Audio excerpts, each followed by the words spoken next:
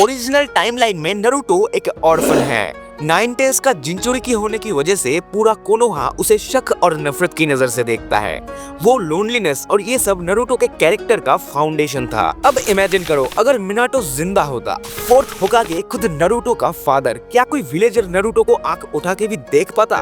बिल्कुल नहीं। नारुतो एक प्रोटेक्टेड चाइल्डहुड जीता, घर होता, पेरेंट्स होते, गाइडेंस होती, कभी ये फीलिंग नहीं आती कि मैं अकेला हूँ। पर यही एक साइलेंट ट्विस्ट है। जो लोनलीनेस ने नारुतो को नेवर गिव अप सिखाया, वो फायर शायद इतनी स्ट्रॉन्ग ना होती। हाँ, नारुतो फिर भी एनर्जेटिक होता, एम्बिशियस होता, लेकिन स्ट्रगल से निकला हुआ नारुतो और कंफर्ट से बड़ा नारुतो दोनों सेम नहीं होते।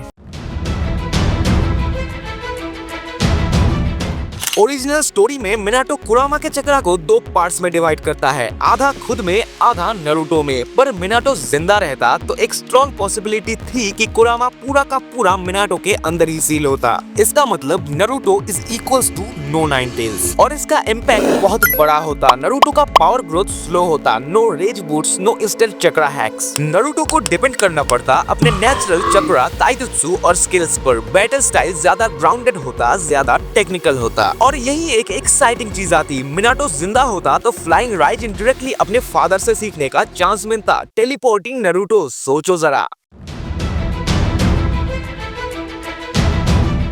यहाँ पे गेम पूरी तरह चेंज हो जाता। नारुतो को एक जीनियस होकागे मेंटोर मिलता, मिनाटो, जो खुद रासेंगान का क्रिएटर था। जिराय से सीखने में नारुतो को थोड़ा टाइम लगा, पर मिनाटो के अंदर ट्रेनिंग बहुत ज्यादा एफिशिएंट होती। एडवांस्ड रासेंगान वेरिएंट्स, बेटर चक्रा कंट्रोल और सबसे इम्पोर्टेंट बैटल इंटेलिजेंस। मिनाटो सिर्फ स्ट्रॉन्ग नहीं था, स्मार्ट भी था। अगर वो नारुतो को ट्रेन करता तो नारुतो सिर्फ लाउड और इमोशनल फाइटर नहीं होता, वो कैलकुलेटेड, शार्प और अनप्रेडिक्टेबल होता। जिराय फिर भी होता, लेकिन मिनाटो के प्रेजेंस में नारुतो का ग्रोथ और भी पॉलिश्ड होता।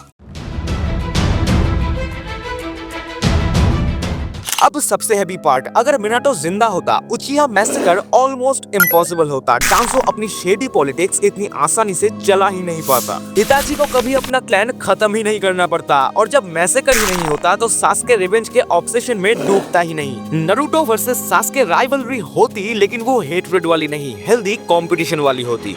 Pen arc, Pain Konoha destroy ही नहीं कर पाता, मिनाटो खुद पेन के सामने खड़ा होता। और ओबिटो, मिनाटो पहले ही उसे ऑलमोस्ट हरा चुका था। जिंदा मिनाटो के साथ ओबिटो का अकात्सुकी प्लान बहुत पहले ही फेल हो जाता। Result 4th grade Ninja war शायद होती ही नहीं। सुनने में अच्छा लग रहा है ना, पर यहीं पे एक डेंजर छुपा है।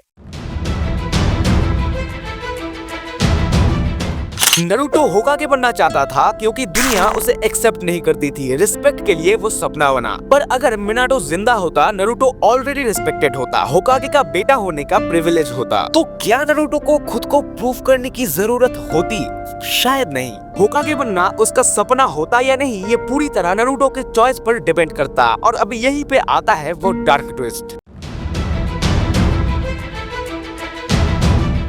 क्योंकि एक सवाल रह जाता है, क्या मिनाटो के जिंदा होने से नारुतो कभी चाइल्ड ऑफ प्रोफेसी बन पाता? बिना दुख, बिना लॉस, बिना तकलीफ के क्या नारुतो के अंदर वो आग जलती जो उसे दुनिया का सबसे बड़ा हीरो बनाती? कभी कभी हीरो सिर्फ पावर से नहीं बनता, हीरो पेन से बनता है। लेकिन मिनाटो जिंदा होता तो नारुतो का फ्यूचर बेटर होता या सिर्फ सेफर? लाइक करके कमेंट में अपना टेक लिखो। और अगर तुम एनिमे सिर्फ फाइट्स के लिए नहीं, आर्ट, इमोशन और स्टोरी टेलिंग के लिए भी देखते हो तो एंड स्क्रीन पे जो वीडियो आ रही है उसे मिस मत करना। मिलते हैं नेक्स्ट वीडियो में। Till then, piece